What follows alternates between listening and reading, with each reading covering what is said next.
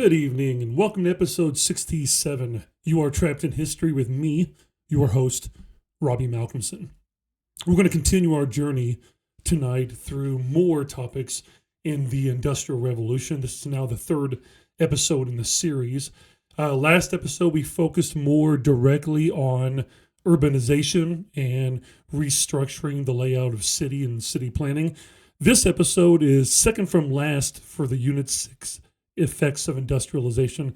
Tonight, we're going to focus on the working conditions, mainly the working conditions in mills, factories, and mines. And I'm aware that there are other jobs too that transcend those, but let's just focus mainly on what AP European History also wants students and teachers to know for this. Now, this episode contains specific topics thematically, such as industrial labor, factory discipline, child labor, mines, gendered labor, early labor reform, and ideological responses to exploitation of the aforementioned labor.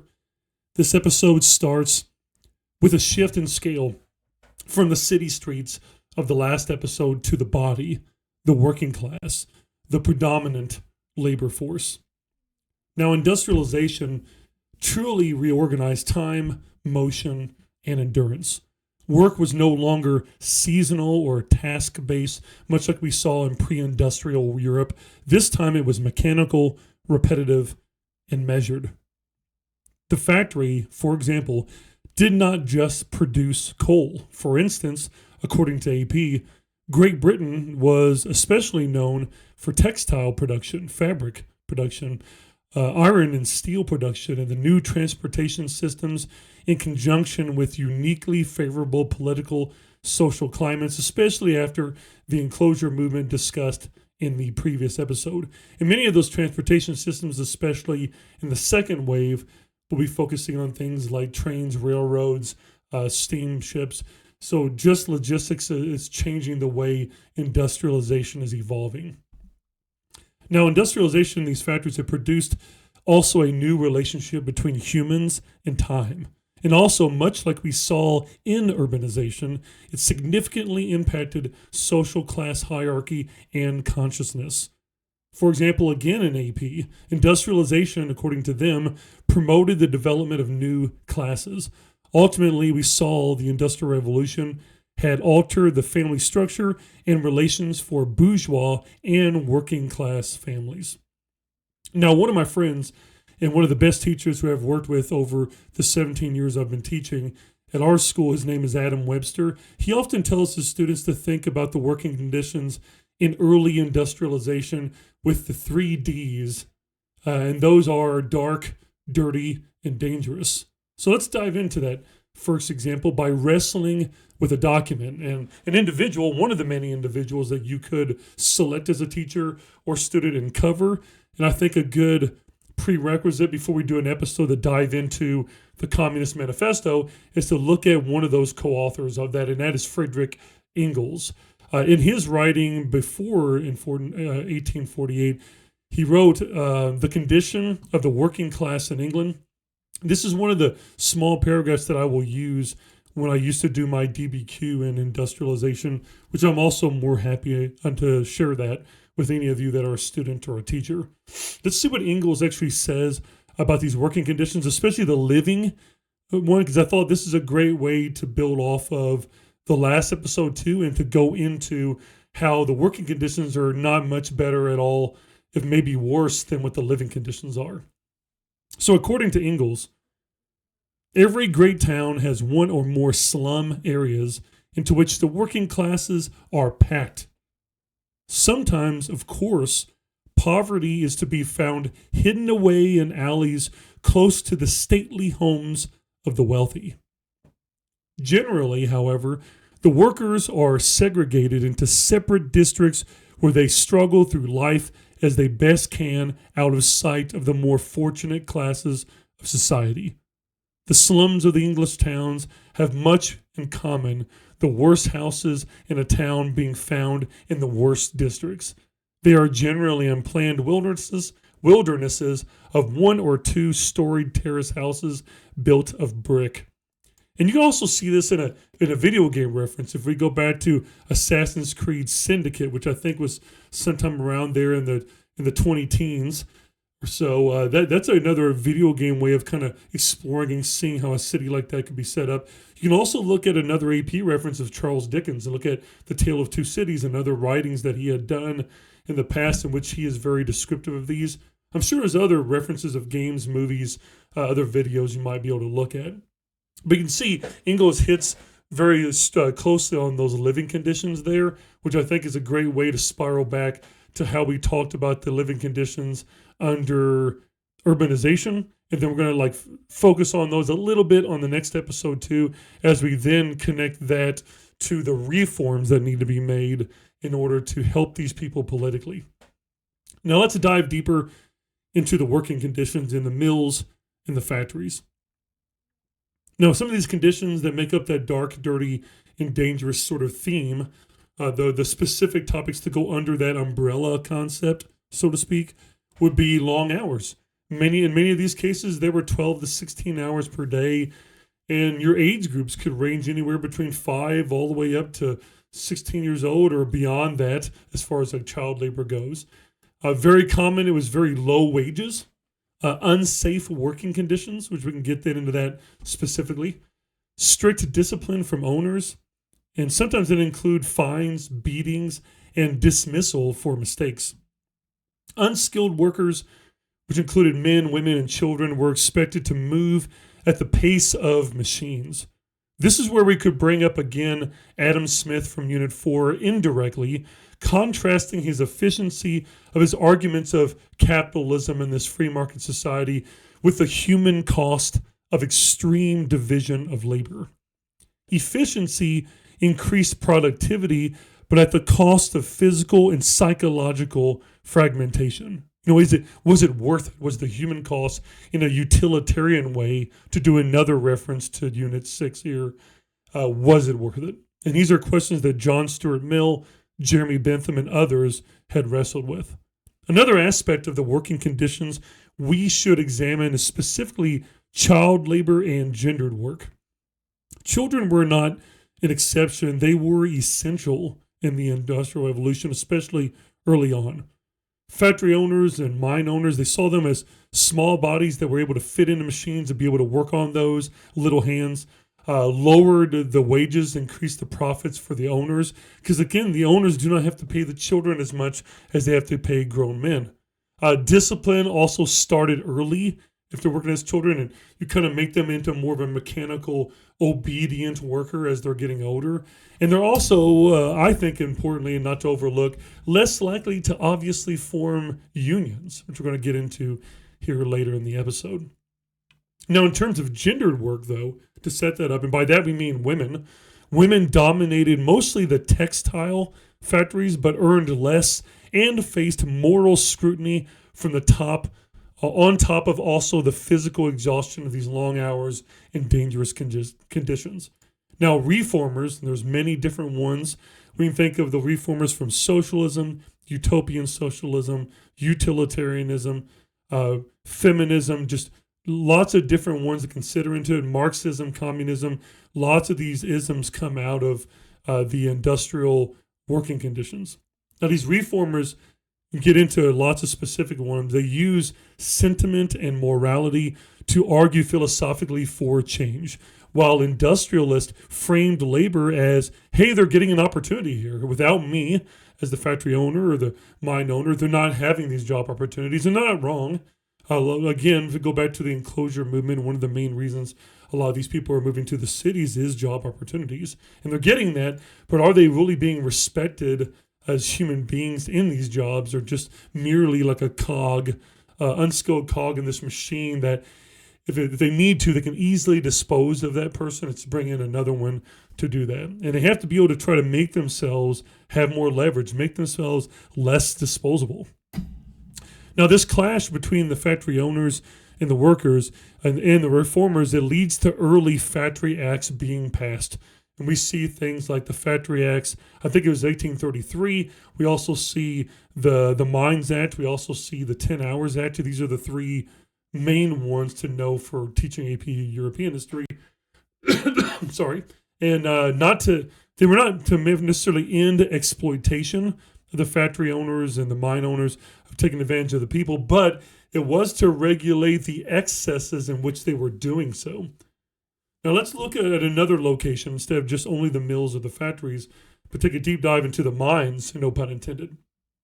If factories were harsh, mines were brutal. Coal mining involved risks such as cave-ins, explosions, toxic and polluted air, and could often result in permanent injury. And I also go back to think of Mr. Webster's reference, Teacher with Me, of dark, dirty, and dangerous. We definitely see that kind of environment in the mines.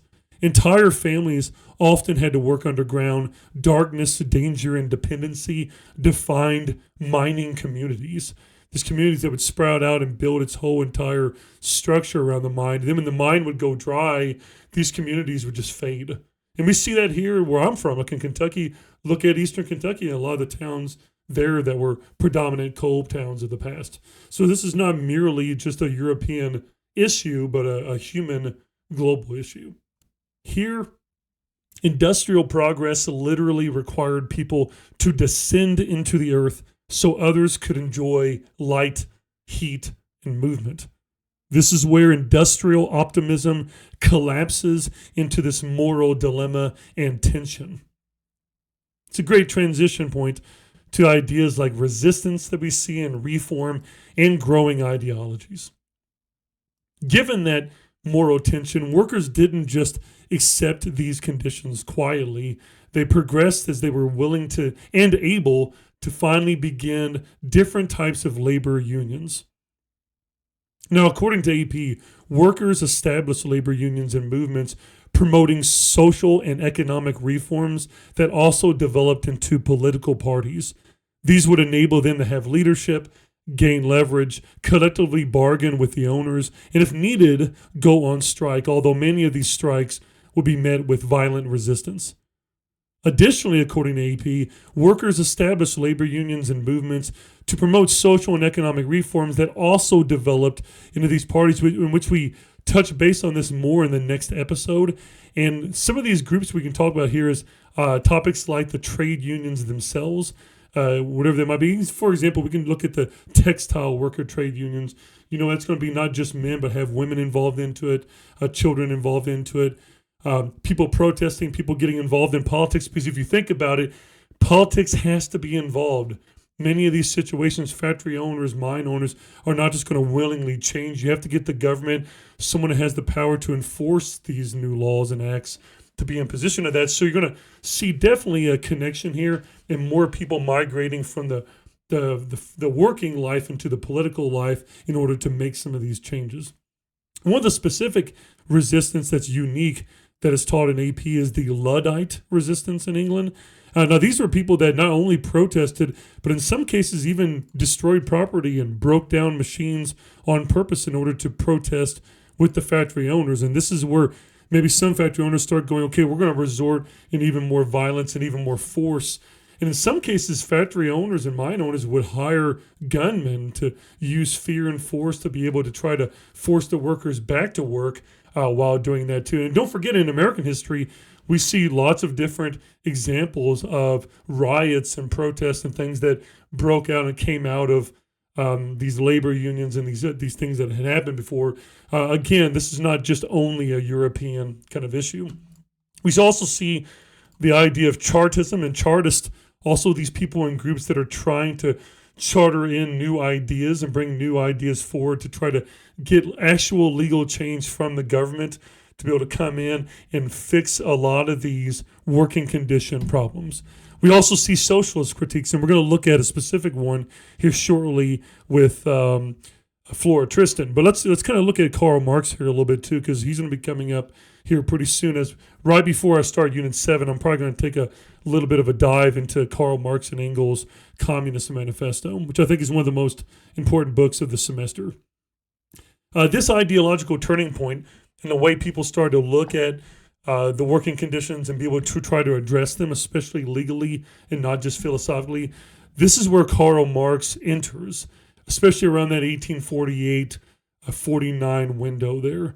Not as an abstract theorist, but as someone responding to visible, documented suffering.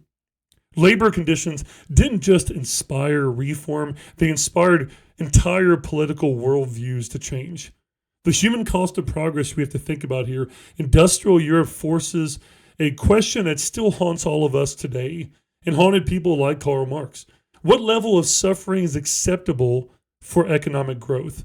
And as much of a capitalist that I am, as much as I support capitalism, you cannot deny that as we have growth and through progress, a lot of it has also been built on human suffering and cost as well.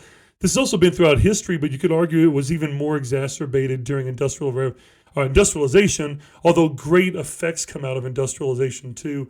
It's important to look at the nuance of it and not just only the negative that comes from that. But that question that haunts us, again, like I said, what level of suffering is acceptable for economic growth? This is a great one to do with your classes. And this is one that if I had more time, if I haven't been so sick in January, we haven't had so much snow days, we've had 8 in a row now, I would probably be able to do a seminar like I would usually do for this unit. We'd have 5 or 6 questions like this to tackle while looking at that. And maybe we still do that as a way to kind of wrap up what we have covered. Factories and mines, they're going to power modern Europe, but they did so by consuming bodies, families, and time. Progress had a price tag.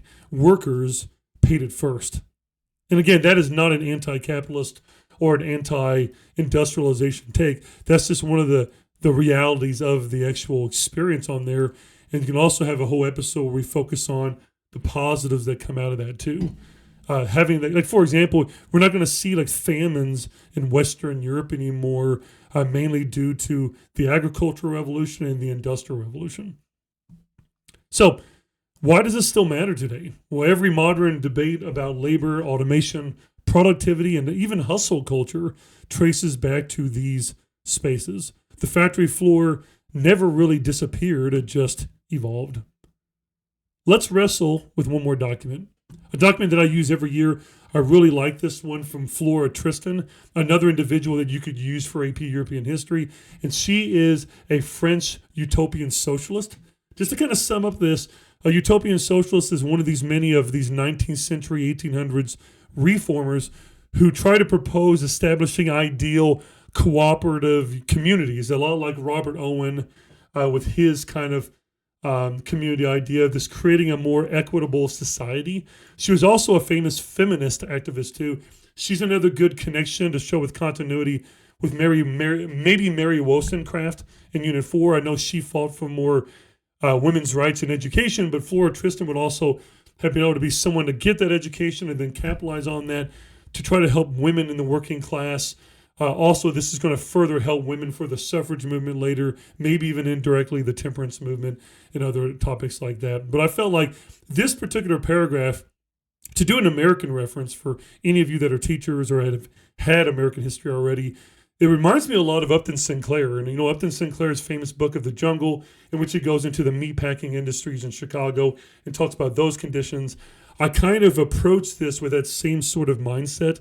And I asked myself, what is Flora Tristan looking for here, especially given her point of view as a French female utopian socialist and a feminist activist here. So she obviously has an agenda and a bias, and it's okay because all humans have biases. But let's just see what she says. Let's see what she says about these working conditions whenever she has traveled up into England, specifically one of the most major industrial cities, which is Manchester. Here's what she said. Unless you have visited the manufacturing towns and seen the workers of Manchester, you cannot appreciate the physical suffering and moral degradation of this class of the population. Most workers lack clothing, bed, furniture, fuel, wholesome food, even potatoes. They spend from 12 to 14 hours each day shut up in low-ceilinged rooms where every breath of foul air they absorb fibers of cotton, wool, or flax, or particles of cotton, lead, or iron. They live suspended between an insufficiency of food and an excess of strong drink, obviously a reference to alcohol. They are all weazened, sickly, emaciated, and their bodies thin and frail, their limbs feeble, their complexions pale, their eyes dead. If you visit a factory, it is easy to see that the comfort and the welfare of the workers have never entered the builder's head. Oh God, can progress be bought only at the cost of men's lives? Now again, so she's throwing in, those working conditions very, apparent there. There's evidence of pollution. There's evidence of the mistreatment by the factory owners themselves. There's that attack at alcohol, like alcohol being used as a way to distract them from their pain and suffering that they've gone through. And as we know, only really making the pain and suffering even more intense. In a source like this doesn't only just help with women's suffrage movement and workers' movements and socialism, it obviously is going to help in the temperance movement as well. And 3 of the questions that our students and I will discuss, we'll have a whole day of class, so we'll go through this together, break it down a lot like how I break down the Walpurga Hasmonen source at the beginning of the year that I got from Larry Treadwell many years ago, that many of you might use as well. And I think it came from an older DBQ from about witchcraft. Or the witch trials. One of the questions I always ask my student to consider here, I said that she can be identified as a French socialist and a women's rights advocate. She might therefore be seen twice as a radical, like an extreme thinker. So I asked the students, what might that do to her perspective? Think about how others, especially the ones that might critique her work, might view her as that already she's a radical. She's going to be intense. She's already coming out attacking right away. You notice that there was no positives that were taken really from that source on there. So what might that do to her perspective, given the fact that she is these things? So therefore, she is going to be writing with a strong purpose of argumentation and trying to motivate some kind of a change. And maybe that is completely justified, but it's still something worth bringing up as a historian. I also asked the students her trustworthiness as the source. How would you define her trustworthiness? Now, some of them bring up the fact that it's a little suspicious that she's French, but you can't overlook the fact that the French are industrializing, after the British, that they see the same kind of issues in Paris. And maybe it's easier. Maybe, we don't necessarily know for sure why she goes to an English factory. But, she could bring a lot of these ideas back and be able to help there in France as well. But again, if she is a utopian socialist, maybe she doesn't just view herself and others as only French, but European, as humanity is a global problem for this. Now, she was French, so could she truly understand the English conditions? And I think by going there and talking to the workers and observing them does help her a lot, because it reminds me of, like I said, the Upton Sinclair kind of reference. It's one thing to write about it from a distance of understanding, but to actually go there and be on the ground with them and try to talk to them, it's still a relatively small sample size, but it's something. You can think of Jacob Riis with the tenements and the slums in American history as a muckraker and a progressive writer. Think of Jacob Riis and Upton Sinclair as you're reading something like Flora Tristan, or reading the writing of Ingalls or that. So, these are coming from points of view of educated people. I would love to see even more sources, if possible, from people of the workers themselves. And I think that's where I really love to look through the words, like diaries and whatnot, of people that were there.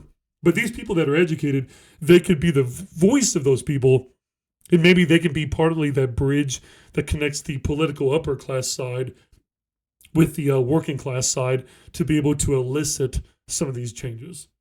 Now let's wrap up this episode tonight, like we do with all the episodes, with our 3 philosophical questions to leave you, the listener, with, to debate with it to yourself or to debate with your class, but to think about it and kind of push yourself to think about working conditions as deep as possible. Number 1, if progress depends on exploitation, is progress itself morally compromised? A great ethical, moral, philosophical question. Number 2, is dignity something work should provide or something humans possess regardless of the labor that they do? Number 3, at what point does efficiency stop being a virtue and become a form of violence? So as always, as we finish up the working conditions, we're going to do another episode or 2 to wrap up Unit 6. Keep questioning the past in order to understand the present and be contagious.